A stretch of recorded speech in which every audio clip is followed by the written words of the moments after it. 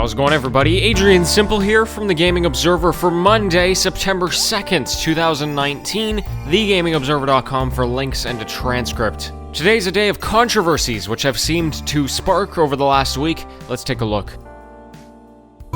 A trailer for NBA2K20 was released, and it caused quite the ruckus because of the prolific amount of casino-style mechanics that were featured. It had a graphical depiction of both a slot machine and a Wheel of Fortune minigame, as well as, of course, their loot boxes. So what people noticed after seeing this is that the game is rated as PEGI 3, which means that it is suitable for all age groups. And, well, any game with the gambling tag must be PEGI 12 and above. So why doesn't this game have the gambling tag? Well, it turns out that you can only apply it if it's teaching you how to gamble. Quote, "Using this sort of mechanic is not the same as teaching how to gamble for money in a casino. These differences currently prevent us from applying the gambling descriptor. But we are very aware that it may get too close for comfort for some people, and that it is part of an internal discussion that PEGI is having for the moment." End quote. So basically, because you can't directly purchase for more uses of the slot machine, you can earn it in a different way, it's not gambling.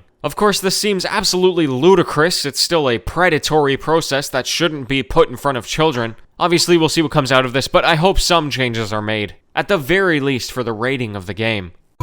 A few game developers have recently spoken out against development studio Chucklefish for not paying them any money for their work on Starbound in 2016. Damon Reese on Twitter said that they worked hundreds of hours and was never paid, despite the studio making a ton of money from the game. Some others backed up this claim as well. Chucklefish has responded, quote, "During development, community contributors were under no obligation to create content, work to deadlines, or put in any particular number of hours. It's been almost a decade, and from then, Chucklefish has grown considerably into a studio that has a strong emphasis on good working practices." End quote. The rebuttal there is that people did sign contracts, and Chucklefish did walk away with millions of dollars off the backs of hard-working individuals who earned nothing. While legally it may have been fine, morally it's kinda just disgusting.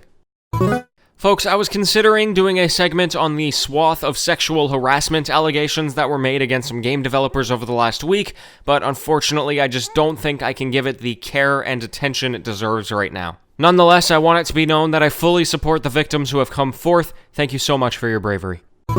Okay, I don't want the show to be entirely negative, so let's talk about something fun, like, I don't know, Borderlands. Well, the VR version of the game, which was previously exclusive to PlayStation, is now on its way to PC. It'll be optimized for movement, and it'll even have some unique abilities in there to maximize the awesomeness of the platform. I guess you're able to get a skill that puts the whole thing into slow-mo, which of course is always fun. One day, I will have a VR headset, and I cannot wait to have this as part of the backlog. And that's Borderlands 2, not any of the others in the series. Okay, that is going to be all for today. Sorry, it was a bit of a downer, but I think a lot of that is important to talk about. Thank you so much for tuning in. I will be back tomorrow with the news, and until then, happy gaming, everyone.